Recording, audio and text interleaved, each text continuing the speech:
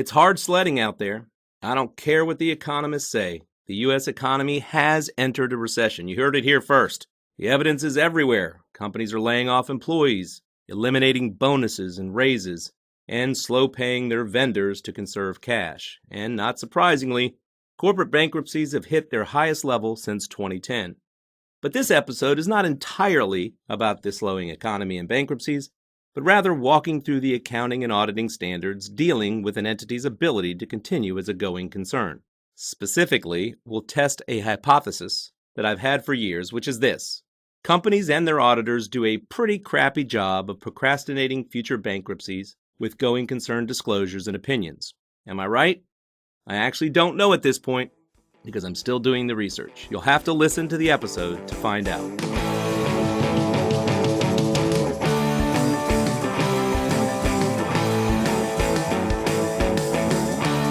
Welcome to Gap Chats, the podcast dedicated to all things accounting, brought to you by Gap Dynamics. I'm your host, Mike Walworth, and with me as always is my faithful partner, Chris Brundrett. We hope you'll join us on our journey today as we share our passion for accounting and help change the way you train. Didn't you do a blog on going concern a while back? I did. It was back in 2018, and I tested my hypothesis with the Toys R Us bankruptcy and the imminent bankruptcy of Sears Holdings Company, and, in my mind, I was proven correct. I'll put a link to that blog in the notes to the podcast, but at that point, this ASU 2014-15, which is disclosures of uncertainties about an entity's ability to continue as a going concern, it was only about a year old at that point. So I'll put a link in the blog. All right, so 2014, long time ago. Why are we talking about it today? Well, as I referenced in the intro, I happened to notice an article in Reuters noting that U.S. corporate bankruptcies are at their highest level since 2010 and figured it was worthy of a podcast. All right, I agree. So what are the highlights of that article? Well, to be honest, the article was pretty light. It noted that the tally of U.S. companies that have gone bankrupt so far in 2023 is higher than the first 4 months of any year since 2010, based on data from S&P Global Market Intelligence. I hope you went to the underlying source. Of course I did, yeah. So according to this S&P Global Market Intelligence, as of the end of April, there have been 236 bankruptcies thus far in 2023. That's more than double that comparable figure a year ago and higher than any of the prior 12 years. All right, well, I'm sure everyone knows about Bed Bath & Beyond. That one was highly publicized just recently. But if we've got all these bankruptcies, what other notable companies have filed this year? Yeah, so I'm not going to go through all 263, but basically this S&P market research, the Global Market Intelligence firm, they gave us a list of the largest bankruptcies of 2023, and these were companies with more than $1 billion in liabilities. Okay, so these are the big ones, and these are in kind of chronological order as to when they filed. So the first kind of big boy was Party City. You know who they are, right? That was a bummer because we get all our decorations there for birthdays, weddings, Halloween. That one was sad. Yeah, and then there's Serta Simmons Bedding. They're the world's leading producer of mattresses and sleep experiences. And as a result, I'm now sleeping on the floor. Okay. Avaya, I didn't know who they were. They're a cloud communications company. Diamond Sports Group, that's interesting. They operate Bally Sports, a group of regional sports channels that was formerly known as Fox Sports Networks. All right, gotcha. You and Bob talked about SVB. We sure did. We did a whole podcast on Silicon Valley Bank. Yeah, and then this one was interesting, LTL Management. That kind of, you wouldn't have known who they are, but No. if I told you about J&J, you know who they are. Yeah, Johnson & Johnson, gotcha. Yeah, did you hear about their baby powder, the powder in the underlings of the kids? Yes, that was a massive settlement. Yeah, yes, it caused some bankruptcy action. But what they did is Johnson & Johnson sort of carved out that talcum powder entity and sort of made an LTL Management to sort of deal with that talc-related injury claims. Gotcha. Then, of course, you got Bed Bath & Beyond, and then finally there was this Whitaker, Clark & Daniels. They were another talc and industrial compound supply company dealing with allegations that their talc products exposed people to asbestos and therefore cancer. So we'll dig into a few of these. Well, actually, we're going to just talk about Bed Bath & Beyond to test that hypothesis. But perhaps we should start, Chris, and take a step back and briefly explain kind of the various types of bankruptcies. This is more legal than accounting, but I think it's worthy of a quick mention. Yeah, absolutely. I think that's a good idea. Well, according to the SEC, federal bankruptcy laws govern how companies go out of business or recover from crippling debt. A bankruptcy company, the debtor, might use the Chapter 11 of the Bankruptcy Code to reorganize its business and try to become profitable again. Management continues to run the day-to-day business operations, but all significant business decisions must be approved by the bankruptcy court. So Chapter 11, they're basically reorganizing, right? Right. And they're going to try to continue after bankruptcy, emerge from bankruptcy a bigger, better company. Well, not a bigger company, but a better company. A better company, right? And all kinds of things happen during that reorganization to try and get things, liquid again and hopefully give them a fighting chance. Yeah. Now, you mentioned that. Is there another type of bankruptcy? There is Chapter 7. So Okay. under Chapter 7, the company stops all operations and goes completely out of business. So this is like, the end has happened, right? A trustee is appointed to liquidate, to sell the company's assets, and the money that's generated from liquidation is used to pay off debt, which may include debts to creditors and investors. Investors who take the least risk are paid first. So there's, sort of an order of, payout with bankruptcy, whether you're a secured creditor or not. Okay. Right? And I remember that from college. Yeah. And the equity holders are, of course, last, right?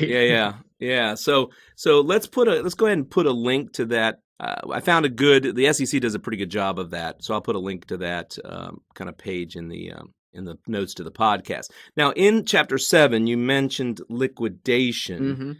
Mm-hmm. Isn't there special GAAP rules related to liquidation? Yeah, there are.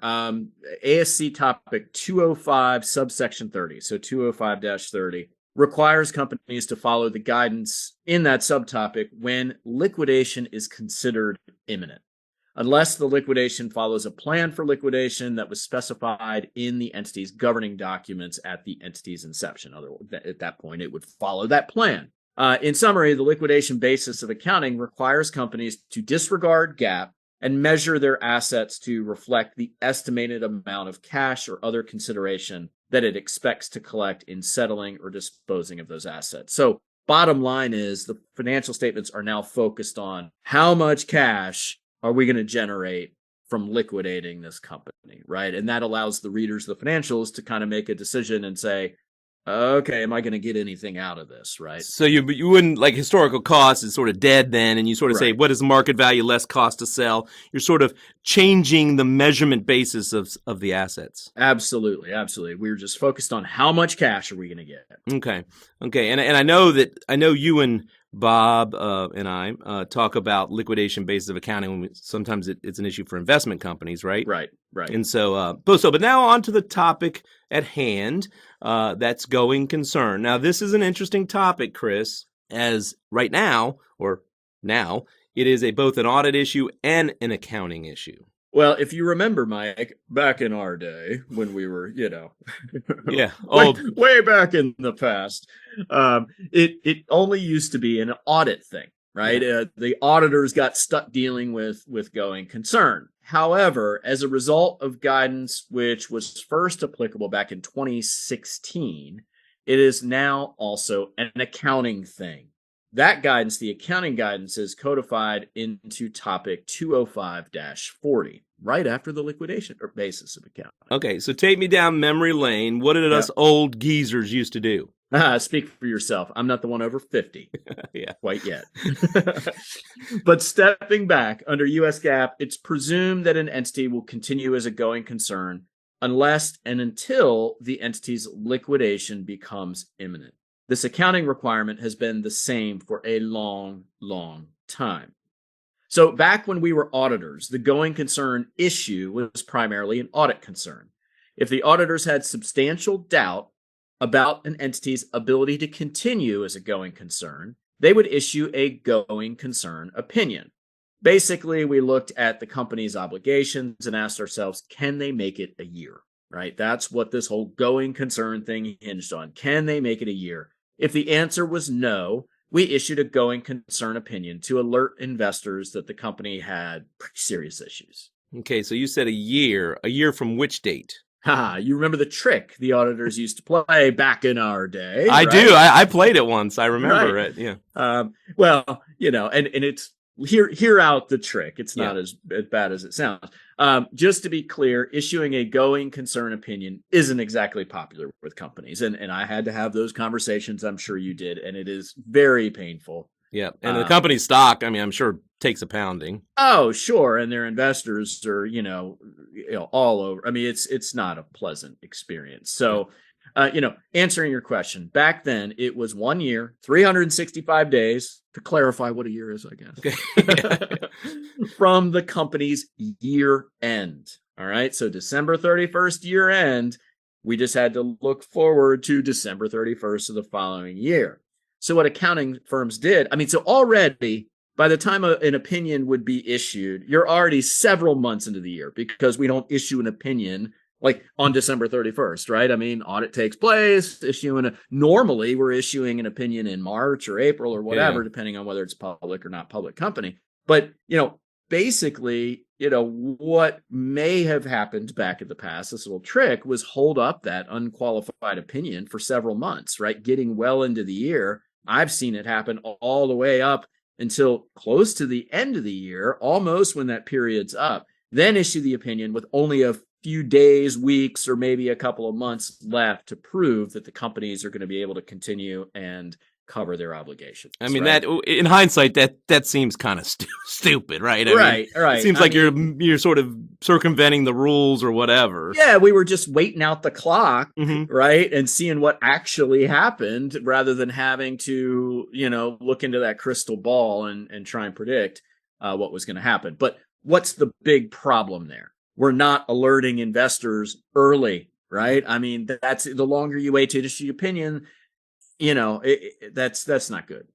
So that's why the FASB issued ASU 2014-15. It's called Disclosures of Uncertainties about an Entity's Ability to Continue as a Going Concern, which, among a number of other things, basically the two key things it did, it made it a company issue, right? This is now a GAAP, right, standard, instead of just an auditor-only issue in the auditing standards. That makes sense. It was always weird to me that it was an audit-only thing. Now it's an accounting thing, too. And it changed the period to 1 year after the date the financial statements are issued. So there you go. So they stopped this BS game of withholding the opinion because basically the 1 year timer starts at the date of the auditor's opinion. Exactly. So what are the GAAP requirements that management must now follow, because it's GAAP, in accordance with this ASC 205-40? All right, so the first question management needs to answer is, are the criteria within ASC topic 205-30, that's the liquidation basis of accounting, right? So are the requirements for liquidation basis of accounting met? Okay, remember that is liquidation imminent? If so, then you're going to follow the liquidation basis of accounting that we mentioned earlier. And then it's clear what's going on, right? Mm-hmm. If not, you have to move on to question 2. Question 2 says, is there substantial doubt for the entity to continue as a going concern? Okay. If there is not substantial doubt, we think everything's, management thinks everything's okay, then stop, right? Everything's fine. No special disclosures are required. If there is substantial doubt, then we must provide additional disclosures set out in ASC topic 205-40, basically alerting investors that there are issues. Isn't there something in that gap about like management's plan and us looking at the plan and stuff like that? Yeah, that's right. So if management has a plan and it is probable that 1, the plan will be effectively implemented, and 2, the plan will mitigate the relevant conditions or events causing the substantial doubt, then the entity need only to provide disclosures. However, if the entity, 1, does not have a plan, 2, it is not probable that the plan can or will be implemented, or 3, even if implemented, it won't alleviate the substantial doubt, then the entity must provide disclosures and state that there is substantial doubt to continue as a going concern. So this is all the company's deal. This is their assessment, right? It is, but we, the auditors, I still say we after all these years, Yeah. Mike. We, the auditors, are not absolved of our responsibilities. We still have to audit management's assertion. This means we need to perform certain procedures which are documented in the work papers to substantiate management's assertion. So there are still audit rules then. There are PCAOB auditing standard for those public filers. That's AS 2415. Sets out the rules for the auditor's consideration of an entity's ability to continue as a going concern. Under U.S. GAS, the rules are found within AUC Section 570. Both rules, for all intensive purposes, set out the same requirements of auditors that we discussed for management. So much CPE, so little time. With over 100 unique e-learning courses and even more hours of CPE available, Gap Dynamics' learning platform, The Revolution, has you covered. Do you want CPE-eligible customized training for your team with live in-person instruction or live webinars? That's cool too. You can visit our website, gapdynamics.com. That's Gap with 2 A's to learn more today. Looking for our full catalog of e-learning courses? Check out revolution.gapdynamics.com and get ready to change the way you train. You know what? This podcast has made me realize that we don't have any e-learning courses on going concern available on the Revolution. That is certainly true of US GAAP. And of course, our audit e-learning library isn't coming out until later this year. I think we do mention it briefly in our IFRS financial statements overview of IAS 1 e-learning course. You know what? I think I'm going to add this to your list of assignments in the coming months. Gee, thanks. I'll get right on that.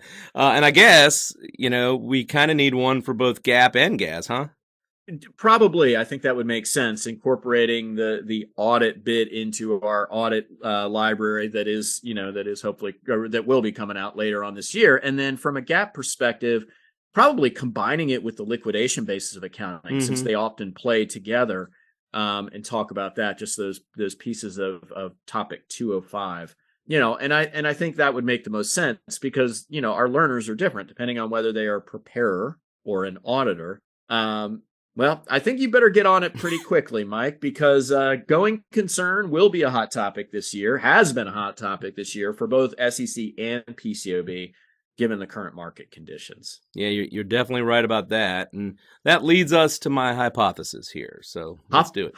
Hop up on that high horse, Mike. Let's hear it. Giddy up. We're not going to be able to do them all, given the time, and especially since some of the bankruptcy filings were subsidiaries of larger companies. We mentioned that LTL Management, for instance. And therefore, they don't really have standalone, publicly available financial statements. But I do want to look at Bed Bath & Beyond. And for brevity, I'm going to refer to them as B, and B. I guess I could refer to them as those with the big 20% off coupons, too. Right. Did I tell you that some retailers, this is actually a pretty smooth move, some retailers are actually honoring those coupons. I have heard that, right? That's kind of fun. Yeah, I mean, it's going to generate traffic, that's for sure. So anyway, let's go into BB&B. So they announced their bankruptcy on April 23rd, 2023. And on April 26th, 2023, they filed a Form NT10K, which gave notification that its Form 10K would be submitted late. Have you ever heard of this Form NT? I don't know that I ever have. Yeah, yes, I've heard of it. But I guess it makes sense that they wanted to extend, right? Because late filing. Because basically that is going to be, they've announced it by now, right? I mean, the bankruptcy rather was just about to be announced, so they basically said, hold off, I'm going to do that. Anyway, let's look back at their Form 10K from a year ago, Chris, okay? Yep. This is their fiscal year ending, so they're a retailer, so they don't have a calendar year end. So their fiscal year end was February 26, 2022, and they filed their Form 10K on April 21st, 2022, okay? So we're looking back a year. So basically what I'm trying to figure out is, a year ago, did they note this? Right. When did the problem get, at least disclosed? So, but let me guess, there was no going concern opinion a year ago. Yeah, no, you'd be correct. Even though that year they lost $560 million, and the previous 2 years, so February 2021 and February 2020, they lost $151 million and $614 million in those 2 years. That's a lot of money. That doesn't sound good. No. And also, I know you're a cash flow guy. They shed close to $1 billion of cash in the fiscal year ended February 26, 2022. So the warning signs were there. And although admittedly I didn't read the whole annual report, I didn't see any mention by the company or its auditors about a going concern issue. All right, so let's look a little bit further. What about the quarterly reports on Form 10Q? When, if ever, did the going concern issue rear its ugly head there?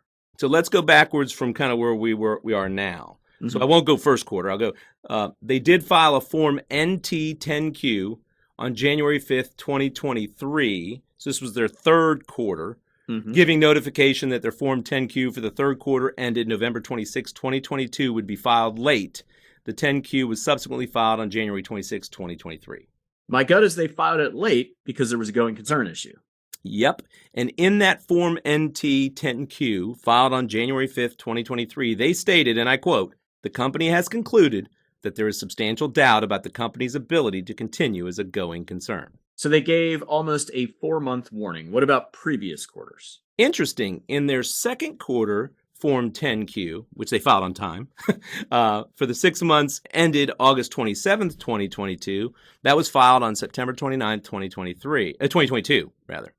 They did have a footnote titled Liquidity and Going Concern. So in a nutshell, in this footnote, they stated that, quote, "The consolidated financial statements have been prepared assuming that the company will continue as a going concern."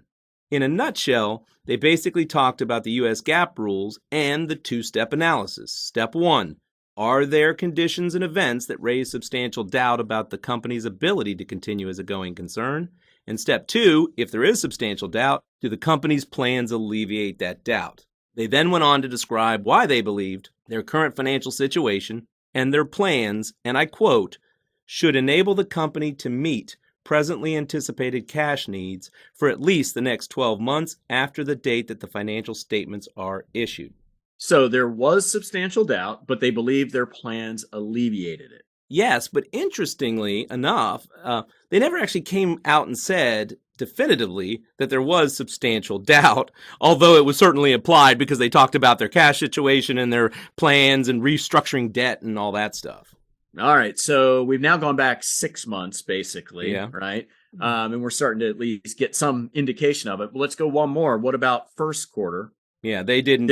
Any issue there? Well, no, they didn't disclose anything, and it was filed on June 29th, 2022. All right, so June 29th, 2022. Nothing. So not even a year ago at this point, Yeah. right? And certainly was 9-ish months from the bankruptcy. Nothing. Everything was good. All right, so to summarize, first mention of the going concern issue was noted on their second quarter Form 10Q filed on September 29th, right? 2022. They didn't admit to the going concern issue. That is to say that there was substantial doubt until they notified the public on Form NT 10Q on January 5th, 2023, that their third quarter Q would be late. They were basically able to predict their demise about 3.5 months before it happened, right? Yeah, I mean, in fairness, about 5.5 months, 3 months before, 6.5 months or whatever, they kind of made reference to it. So it was certainly better than the Toys R Us example I referenced in that blog post. All right, well, based on just B, I think your hypothesis holds true. We as a profession don't do a very good job of predicting the future.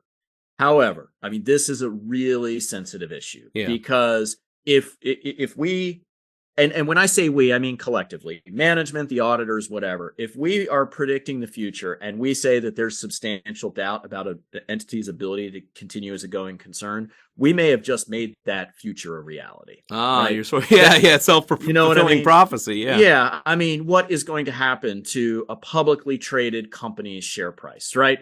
Now, I've dealt with going concern issues with, private startup companies, and, it's a little less sensitive there because they're able to talk to, the banks and, that kind of thing. But I mean, it's not good.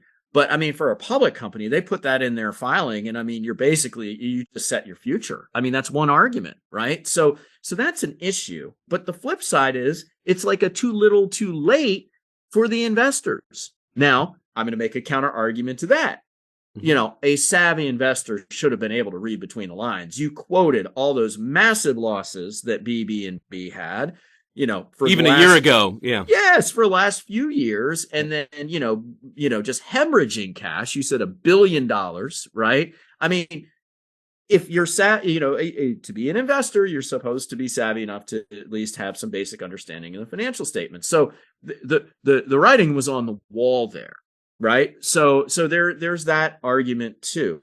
But when we were talking about this, you had, I think we were chatting about this like in draft form, right? What should we talk about? And I thought you had a fantastic idea. Like if you were the accounting setter, what changes maybe could we make to make it better? I think one idea I had was like a tiered approach, right? To it, right? Because right now, I mean, it is, if you just look at the disclosures, too little, too late, right? I mean, it like B&B, it was already over by the time they disclosed it.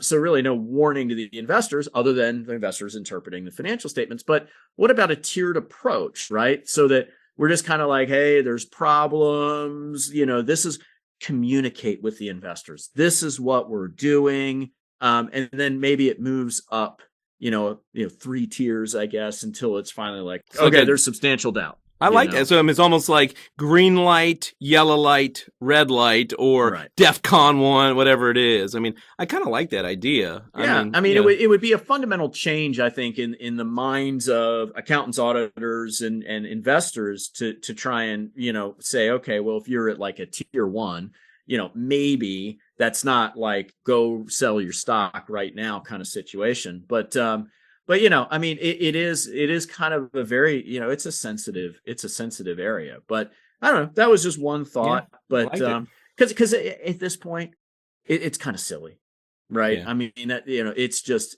so late in the game before these disclosures get made. Yeah. All right. Well, one last thought. With the current market environment, both companies and their auditors really should have going concern on their minds.